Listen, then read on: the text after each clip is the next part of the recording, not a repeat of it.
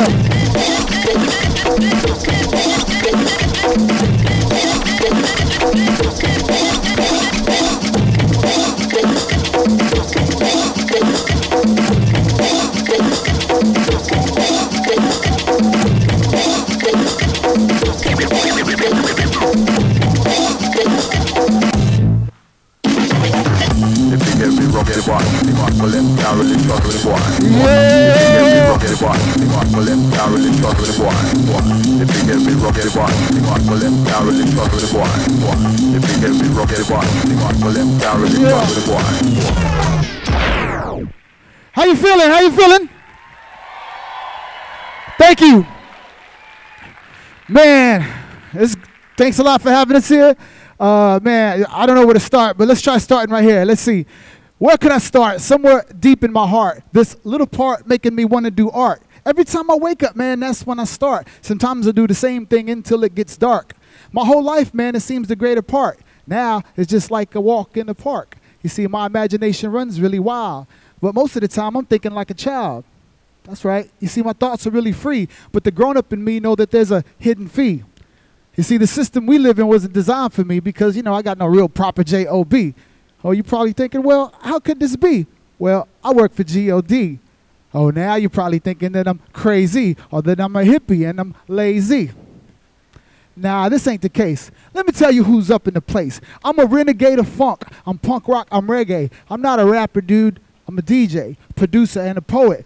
I put these words together because I want you all to know it. You see, I thank God for art. It jumpstarts my heart, gives me life in the night, so now we work toward the light. And that's it. I feel like I'm summed up in that one line. No time was wasted. I'm here, let's just face it. Right now, words are going to fly out my mouth in routine.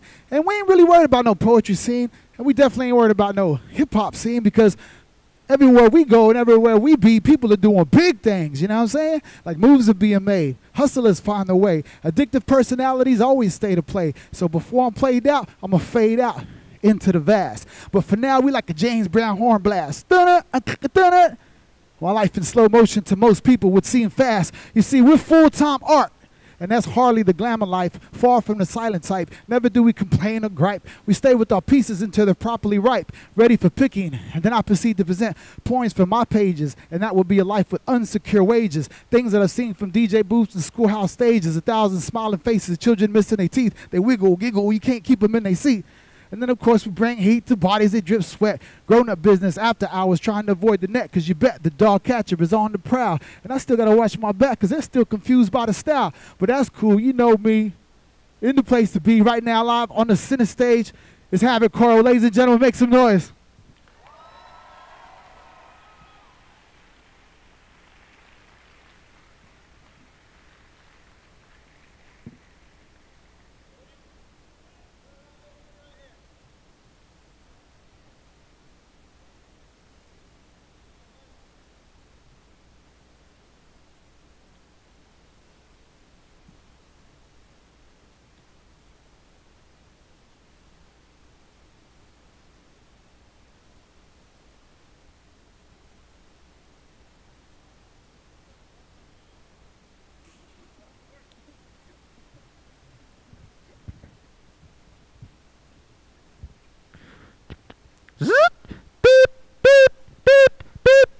You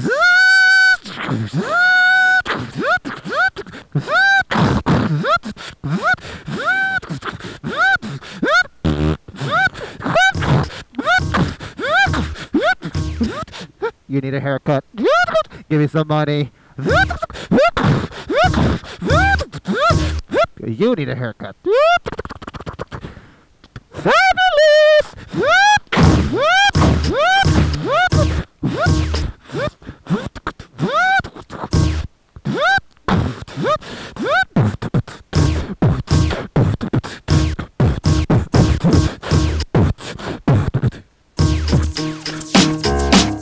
Yeah, baby.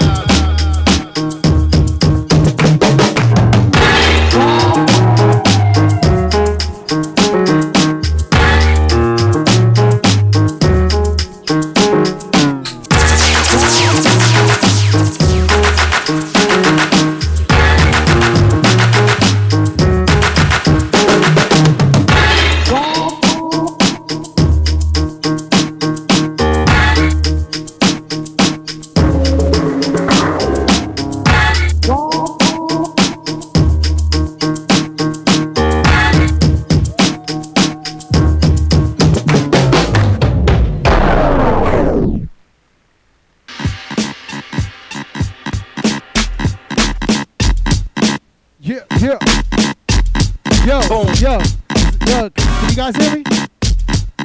Check. Boom. Check. There it goes. Now, check it out. When we do a lot of traveling, right? And a lot of people get rapping confused with MCing. And maybe some of you might get it confused too. So what about now? We're about to let you know the difference between rapping.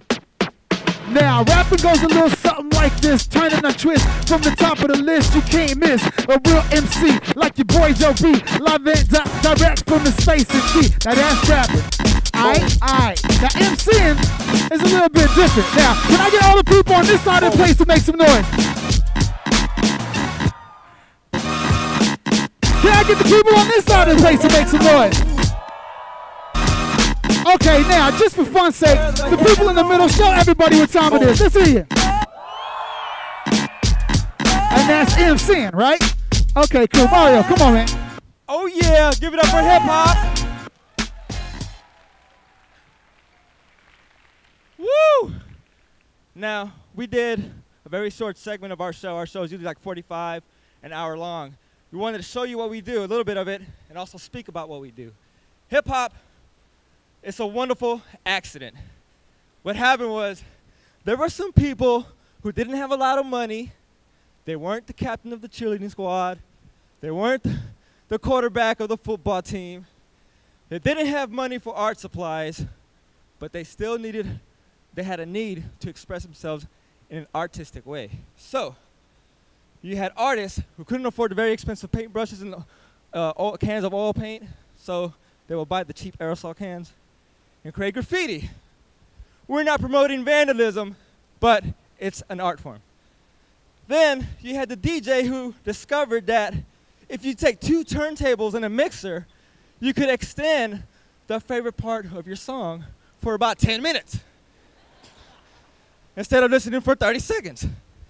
So when this guy was doing that at the party, the dancers that would normally dance for 30 seconds and get out were able to dance their style for about 5 to 10 minutes. And that's where the dance kind of grew out of. Then there was a host of the party, kind of like Joe B, emceeing, getting everybody hype and happy, and turned into poetry to a rhythm, rap, and then it turned into emceeing, performance rap. And that's rap. Now that is the 4 elements of hip-hop. Graffiti, the DJ, the MC, and the B-boy, and if you're a girl, the B-girl. The B-girl.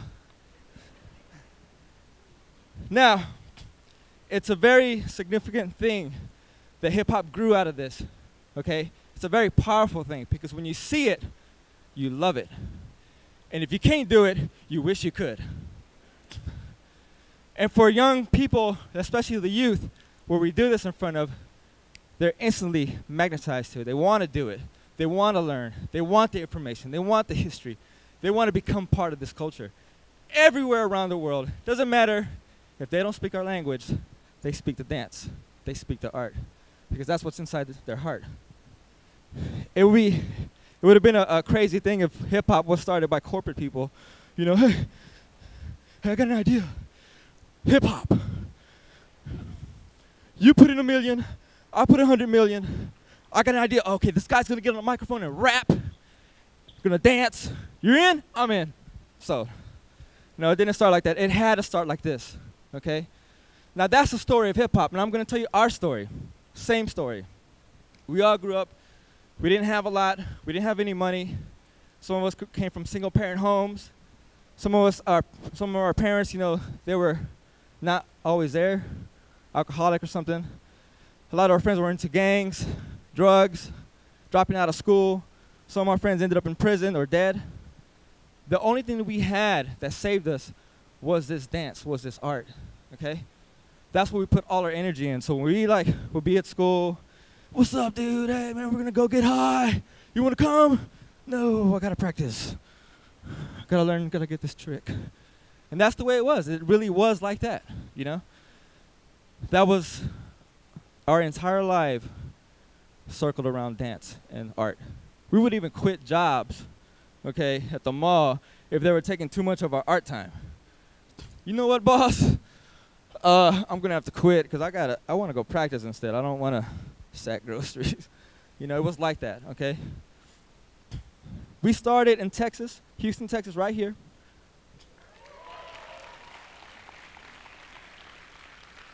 In the early 90s, well, Joe, he's the oldest one. He was doing it way back in the 80s. But, you know, I grew up watching him, and, of course, I came in, and these guys started coming in, too. And we won all the dance contests in Houston. We won everything. Then we went to Austin and Dallas, and that was like a big-time thing to us to drive for 3 hours and 5 hours to get there and win there. And we won everything in Texas. So the year's 1999, and we figured, you know what? We're going to travel across the United States to a national competition, and we ended up getting second place. 1999. And back then, they didn't even know there was dancers in Texas. They were like, I thought they were just cowboys and trucks. The following year, we did another national competition, and we got first place in the United States. We beat everybody in the United States. That was the year 2000. In 2001, we got nominated to represent the United States overseas in a world competition in Germany. Out of 60 countries, we got third place. I know you were thinking you're going to say first place. I wish we got first place, but you know, it was good enough. Third place is good enough. Out of 60 countries all over the world. Give me a break. We tried. We tried. And that's what started this whole thing. There were some organizations that wanted to bring us over. They didn't have funding, so they collaborated with American Voices and the embassy, and we did our first overseas trip in Azerbaijan, which is a sister city to Houston, and it was a great success. We danced at a jazz festival. This was about 13 years ago, okay?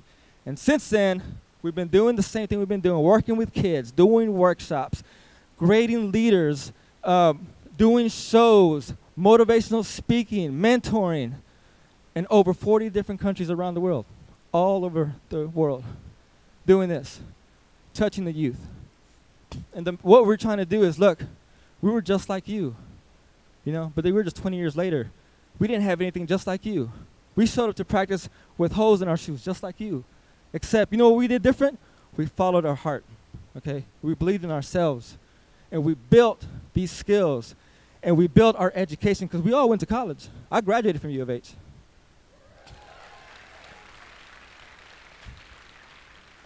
And now here we are, spreading this message around the world, and all these guys up here are excellent leaders here in the city. They all mentor kids. They all have their own businesses. They all have children. They have children to come. You know, they do so much, you know, and they give because we know that our future belongs here with the little kids. And where do we go from here? Well, that's easy. Follow your heart. Build on your talent. Doing that is actually the hard part, okay? But we're encouraging everybody to do that. And if this message gets out there, do that. follow your heart, build on your skill set, and anything's possible. Thank you very much.